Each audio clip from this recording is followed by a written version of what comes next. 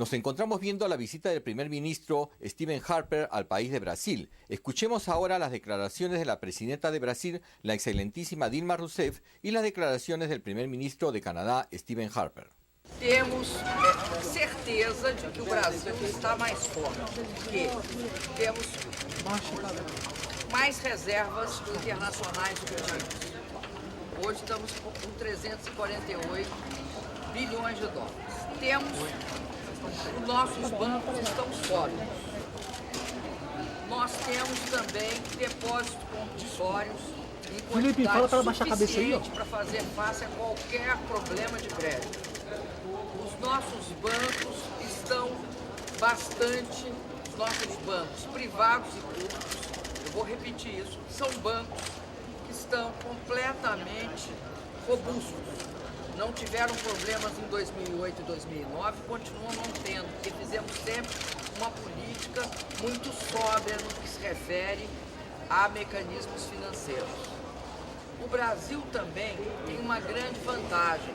É um país que conta com seu mercado interno, um mercado interno forte, que nós estamos incentivando e tomando todas as medidas para que práticas de concorrência desleais não nos afetem.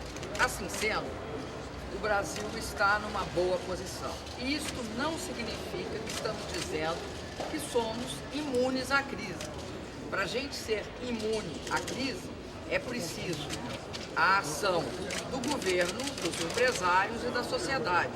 Uma ação de seriedade, de muita firmeza e, sobretudo, de percepção de que não podemos, nesse momento, brincar, sair por aí gastando o que não temos.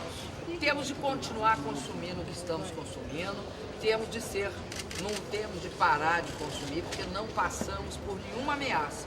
Mas temos de ter aquela posição de não acreditar que vivemos numa ilha isolados do mundo. Não vivemos. Agora, não significa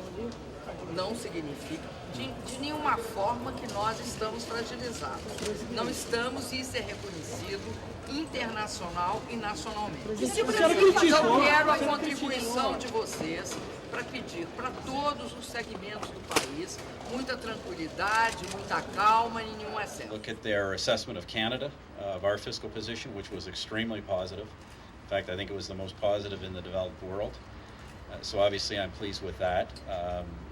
I think that does indicate we're on the right track. We are gradually reducing our deficit. We've got a low debt level, but we're gradually reducing our deficit in a way that is encouraging the Canadian economy to continue to create jobs. So I think that's a very positive thing. I guess the one observation I could make without commenting further is that borrowing costs for the United States have actually been falling in the last few days, not rising. We all know there are serious debt challenges in other countries. At the G20 in Toronto, countries agreed to some deficit and debt reduction targets. We encourage them to respect those targets. And we obviously want to make sure that we continue to have policies in Canada such that we continue to have a recovery and create jobs, but that we avoid the kind of deficit and debt spiral that we see in other countries. We are in a global recovery that is extremely fragile. We have to remember that. We have to be cautious in how we proceed. And I've said all along there are going to be bumps along the way. There are obviously, in the last few days, there have been some significant turmoil in markets. I'm not discounting that. It is something we watch very carefully. Minister Flaherty, I spoke to this morning. He was on the phone, as you know, through the weekend with his G7 counterparts. These are things that have to be watched very carefully. At the same time, we remain optimistic that with the right policy mix, with all of us throughout the G7 working together, acting cautiously and prudently and together and in ways that don't create crises, that we can continue to see a slow rebound of the economy. It will be slow, but it will be growing and going forward. That's the scenario that we have seen going forward. It's a scenario we still see.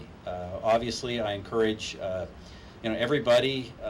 I don't know that I have a message for any particular group of politicians, but we encourage everybody to take a realistic look at the situation, to think not just of what's needed immediately, but what's needed over time, and to act prudently and cautiously, but in a clear direction. That's what we're doing in Canada, and we think others should follow that path. We believe that, you know, a gradual recovery can continue.